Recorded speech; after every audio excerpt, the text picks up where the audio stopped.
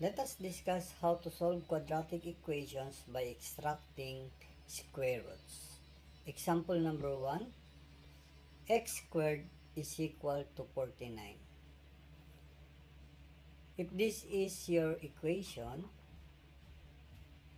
go directly to extracting the square root of both sides. Yan, maglalagay lang tayo ng square root both sides. Then the square root of x squared is x. And the square root of 49 is positive and negative 7. There are two values of x in x squared is equal to 49. The first value of x is 7 and the second value of x is negative 7. Example number 2. 5x squared is equal to 125. If this is your equation, divide first both sides of the equation by 5 because you need to eliminate the coefficients of x squared. So, divide both sides by 5. That is applying the division property of equality. So, 5 over 5, cancel na yan. Then, naiwan is x squared. And 125 divided by 5 is 25. Then, extract the square roots of both sides.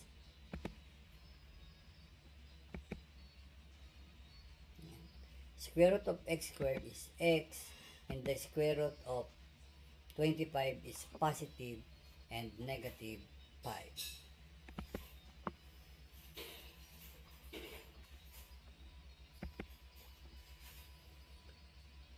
Example number 3, 2x squared is equal to 64. Let us divide first both sides of the equation by 2. Gaya ng ginawa natin sa example number 2. Ayan, para makancel si 2 over 2 at maiwan sa left side si x squared. Divide 64 by 2. The quotient is 32. Then extract the square roots of both sides.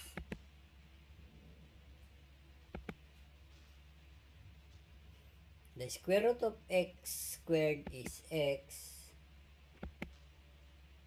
And the square root of 32 can be simplified kasi it is not a perfect square. So, find two factors of 32 in which one factor is a perfect square. So, in this case, positive and negative, no? Positive and negative square root of 32. Ayan. Factor 32, 16 and 2. So, 16 is a perfect square. 2 is not a perfect square. So, x is equal to positive, negative.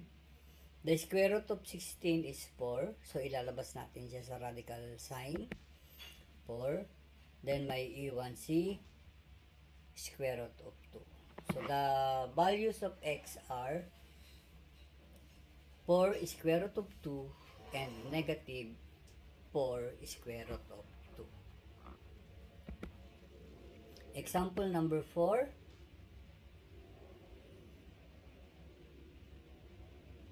Quantity 2x minus 3 squared plus 1 is equal to 19. So, we need to eliminate first yung plus 1. We will transpose it to the right side of the equation.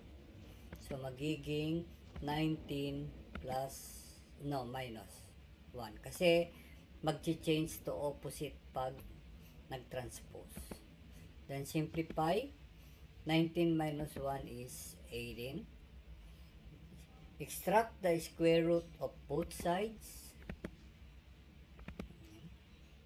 So, the square root of quantity 2x minus 3 squared ilalabas mo lang yung base kapag ang exponent ay 2 at nasa loob siya ng radical sign. Yan. So, lalabas mo lang 2x minus 3 is equal to yung 18 ay i-factor natin na ang isa ay perfect square, positive, negative, 18.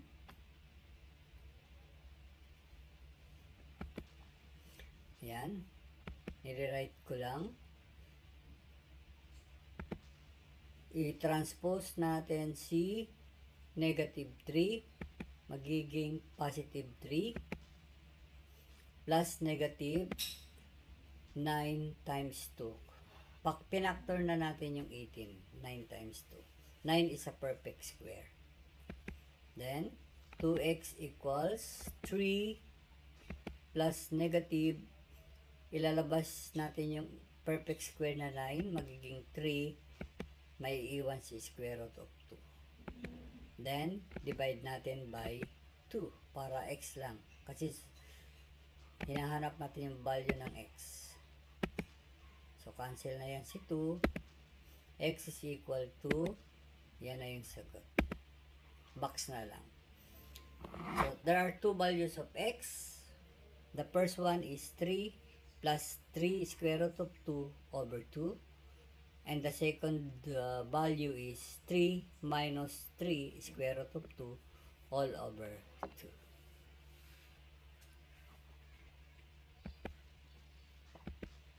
Example number 5. 2x squared plus 9 is equal to 1. So, we will transpose 9 to the right side. Magiging 1 minus 9. Tapos, simplify natin. 1 minus 9 is negative 8. So, next step, divide by 2. Divide both sides of the equation by 2. Ayan. So, cancel na si 2 over 2. X squared na lang na iwan. And negative 8 divided by 2 is 4. Negative 4. Ayan. So, find the square root. I-extract natin yung square root both sides. Ayan. Square root of x squared is x plus negative. Square root of negative 4 is not a real number. No? So, the quadratic equation 2x squared plus 9 equals 1 has no real solution. Kasi hindi pwedeng maging negative yung radicand pag square root.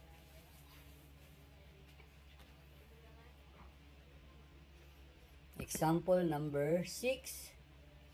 X squared is equal to 16 over 25. So, i-extract lang natin yung square roots of both sides. Square root of x squared is x. Square root of 16 over 25 is 4 fifths. Kasi pareho namang perfect square yung 16 and 25 eh. So, pwede nating ilabas. Siyempre, may positive, negative. So, dalawa ang roots niya. Isang positive 4 fifths at isang negative 4 fifths. Yan yung sagot. Meron tayong more examples. Ayan. More examples on solving quadratic equations by extracting square root. So, number 1, 3x squared minus 37 is equal to 23. First, transpose negative 37 to the right side. May iwan si 3x squared. So, mag-change ng sign si 37, magiging plus 37. Simplify natin. 3x squared equals 60. And then, kailangan mawala si 3. Yung coefficient ng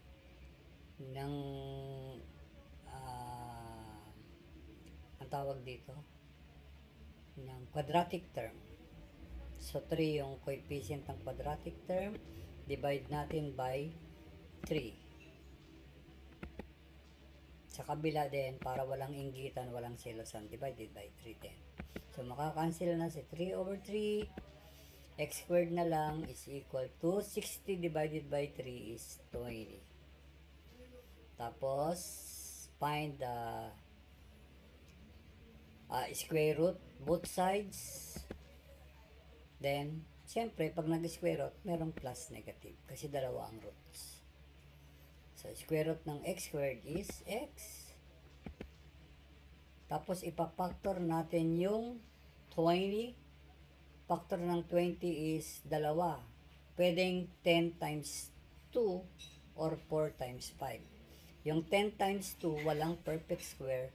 Yung 4 times 5, merong isang perfect square. So, gagamitin natin yung 4 times 5. Para mailabas natin yung square root of 4 na 2. Ayan, pinaghiwalay natin. Tapos, hanapin natin yung square root ng 4. Yan ay magiging 2. Naiwan na lang si square root of 5. So, yan yung sagot. Number 2. Quantity x minus 5 squared is equal to 81. So, hanapin na lang natin yung extract the square root of both sides. Siyempre, pag square root ka, magpa-plus negative, no? Pero bago yon, ilalabas natin yung base. Yung base ay x minus 5. Yan. Perfect square kasi siya pag ang exponent ay 2. Tapos, plus negative, square root of 81 is 9. Yan. So, there are two roots of 81. Square root of 81. Isang positive, isang negative. So, isa-separate natin yung equation. X minus 5 equals 9, positive 9. Pangalawang equation, x minus 5 equals negative 9. Tapos, simplify na natin yung first equation. Transpose natin si negative 5 plus 5. So, x is equal to 14.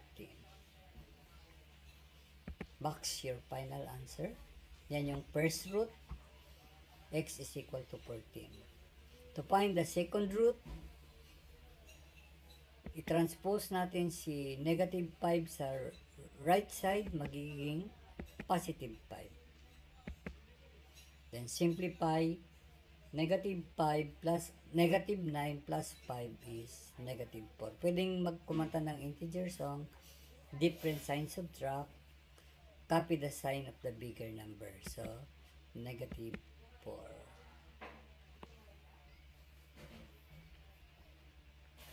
Number 3, halos the same lang to kanina.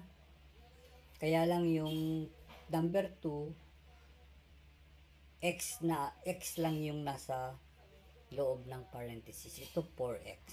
Yan. So, square root lang. Both sides.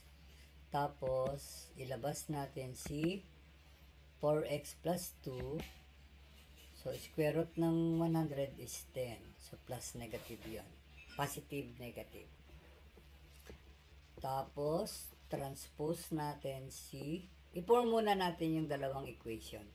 Isang plus, isang minus. So, equation 1, 4x plus 2 equals 10. Second equation, 4x plus 2 equals negative 10. Simplify na natin yung mga equation. Yung equation 1 muna. 4x equals, itatranspose natin si 2, magiging minus 2. Tapos, simplify, 4x equals 8. Tapos, divide by 2, ay 4. Divide by 4. Ayan. X is equal to 8 divided by 4 is 2. Ayan. Yan yung first root natin. Second root, 4x plus 2 equals negative 10. Transpose natin si positive 2. Magiging negative 2 siya or minus 2 sa right side. Simplify. Same signs, add and keep. So 10 is negative, 2 is negative, add and keep. Ayan. So divided by 4. Divided by 4. So cancel si 4 over 4. X is equal to negative 3. Box the final answer.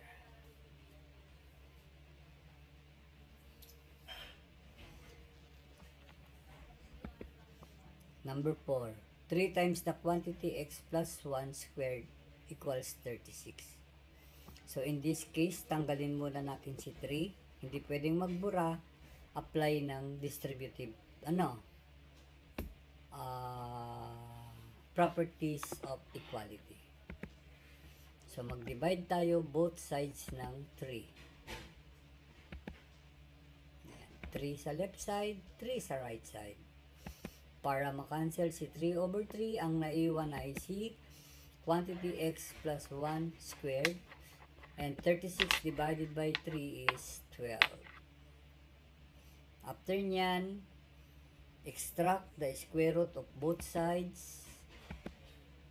Tapos, isama yung plus negative.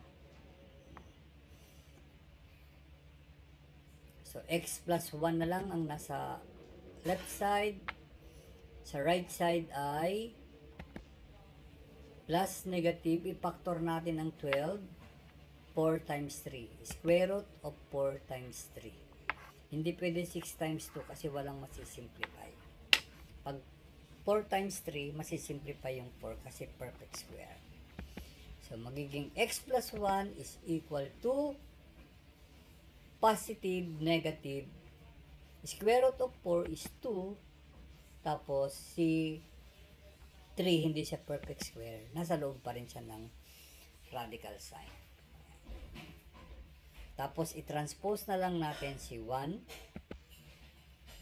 So, pag transpose natin si 1, magiging negative. So, plus negative 2 square root of 3.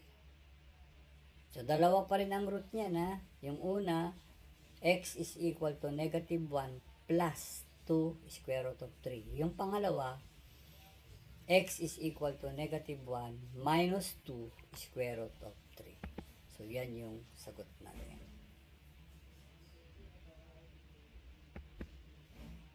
Ito. Number 5. Ayan. Divide pa rin by 3. Ayan. Para makancel si 3 over 3, naiwan si 2x minus 5 squared. 120 divided by 3 is 40. So, i-extract na natin ang square root ng both sides. Ayan. May plus negative syempre. Ayan. Positive negative pala. Hindi plus negative. Positive negative. Ayan. So, 2x minus 5 na lang sa left side. Tapos, i-factor natin yung 40. 4 times 10. Kasi yung 4 perfect square. Kung 8 times 5, yung 8, ipapactor mo pa ulit. So, mas marami yung process. Unlike dito sa 4 times 10, yun na, tumbok na agad. So, 2x minus 5 plus negative, yung square root ng 4, 2, tapos square root of 10. Ayan. Pupunta lang ako sa next page kasi wala nang space. Ayan. Next page na yan. So, itatranspose natin si negative 5 sa right side. Magiging positive siya. Plus negative 2 square root of 10. Tapos, divide lang tayo ng 2 both sides. So, x is equal to, ayan, 5 plus negative 2 square root of 10 all over 2. Pwede na yan. Kasi pwede rin masimplify yung 2 over 2 pag sineparate mo yung mga terms na may denominator na 2. So, pag sineparate mo yung terms, ang magiging sagot niya, x is equal to 5 over 2 plus negative square root of 10. Pero yan, pwede na yan. And this is number 6. Halos same lang. Kailangan i-eliminate natin si 4. Kaya magdi-divide tayo both sides ng 4. Tapos, cancel na si 4 over 4. Naiwan si x. Quantity x minus 7 squared is equal to 16. Ayan. Tapos, square root na. So, square root ng quantity x minus 7 squared is x minus 7. So, plus negative. Square root of 16 is 4. Punta ulit ako sa next page. Ayan. Transpose na. Hindi mo, pwede naman yung mag-transpose agad tayo. Pero, i-write muna natin yung dalawang equations. Equation 1, tsaka equation 2. Ayan. Equation 1 is x minus 7 is equal to positive 4. Kasi dalawa nga ang root, diba? Isang positive, isang negative. Tapos, second equation, x minus 7 is equal to negative 4. Ayan. So, x transpose C, negative 7 magiging positive 7. So, x is equal to 11. Second equation, transpose din si negative 7 magiging 7 minus 4. So, x is equal to 7 minus 4 is 3. So, dalawa ang roots. Root number 1, x is equal to 11. Root number 2, x is equal to 3. Ayan. So, that is how to solve quadratic equations by extracting square root. So, sana makatulong itong video na to para pumasa kayo sa written works. Bye! Thank you for watching.